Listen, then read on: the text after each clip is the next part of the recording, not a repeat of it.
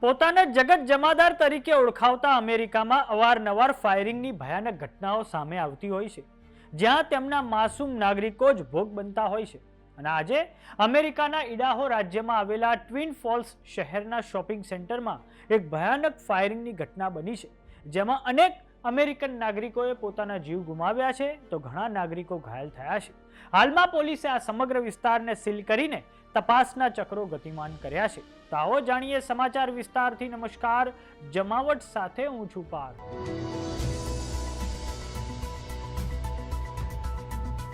પશ્ચિમના દેશો ભલે ગમે તેટલો દાવો કરે કે તેઓ વિજ્ઞાન અને ટેકનોલોજી અને સાથે જ આર્થિક રીતે ખૂબ આગળ નીકળી ગયા છે, પરંતુ આજે પણ અહિંસા જેવા મૂલ્યો તેમના સમાજમાં નથી. આ જ કારણ છે કે અમેરિકામાં દર વર્ષે ફાયરિંગની ઘટનામાં જીવ ગુમાવનારા લોકોની સંખ્યા વધી રહી છે. તો હવે આજે અમેરિકાના ઇડાહો રાજ્યના ટ્વિન ફોલ્સ શહેરમાં આવેલા ઇન એન્ડ આઉટ બર્ગર રેસ્ટોરન્ટમાં અચાનક એક હુમલાખોરે અંધાધૂંધ ગોળીબાર શરૂ કરી દીધો હતો. આ ઘટનામાં શૂટર સહિત 3 લોકોએ જીવ ગુમાવ્યા છે, જ્યારે 2 લોકો ગંભીર રીતે ઘાયલ થયા છે. જે ઇન એન્ડ આઉટ રેસ્ટોરન્ટમાં હુમલો થયો તે માત્ર 1 અઠવાડિયા પહેલા જ શરૂ કરવામાં આવ્યું હતું. વીકેન્ડ હોવાથી નવા આઉટલેટની મુલાકાતે અને બર્ગર ખાવા માટે લોકો મોટી સંખ્યામાં એકઠા થયા હતા. આ દરમિયાન અચાનક ગોળીઓ છૂટવા લાગતા અફરાતફરી અને નાસભાગનો માહોલ સર્જાયો હતો. કર્મચારીઓ અને ગ્રાહકો પોતાનો જીવ બચાવવા માટે પાર્કિંગ તરફ ભાગ્યા હતા.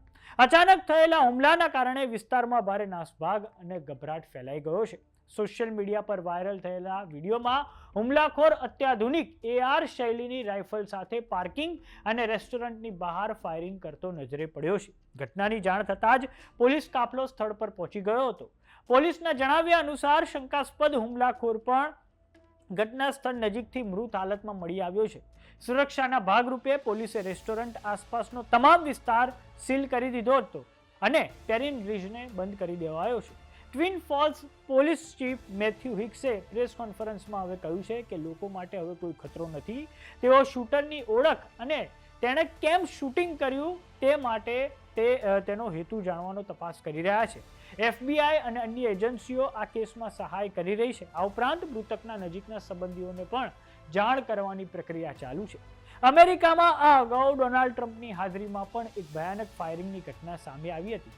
આ જ વર્ષના એપ્રિલ મહિનાના અંતમાં વોશિંગ્ટન સ્થિત હિલ્ટન હોટલમાં ફાયરિંગની ભયંકર ઘટના બની હતી, જેમાં વ્હાઇટ હાઉસ કોરેસ્પોન્ડન્ટ ડિનર યોજાયું હતું. તે દરમિયાન રાષ્ટ્રપતિ Donald Trump, first lady Melania Trump અને ઉપરાષ્ટ્રપતિ JD વાન્સ ત્યાં હાજર હતા. લોખંડી સુરક્ષા હતી, પરંતુ આ દરમિયાન પણ ટ્રમ્પ પર હુમલાનો પ્રયાસ કરવામાં આવ્યો હતો, જે બતાવે છે કે અમેરિકામાં જે કાયદો વ્યવસ્થાની જે સ્થિતિ છે તે કથળી રહી છે. તો સમાચારોમાં અત્યારે બસ આટલું. જોતા રહો જમાવટ. જો તમે અમને YouTube પર જોઈ રહ્યા તો સબસ્ક્રાઇબ કરો. જો તમે અમને Facebook પર જોઈ રહ્યા તો ફોલો કરો. WhatsApp ચેનલને જોઈન કરવાનું ન ભૂલતા. નમસ્કાર.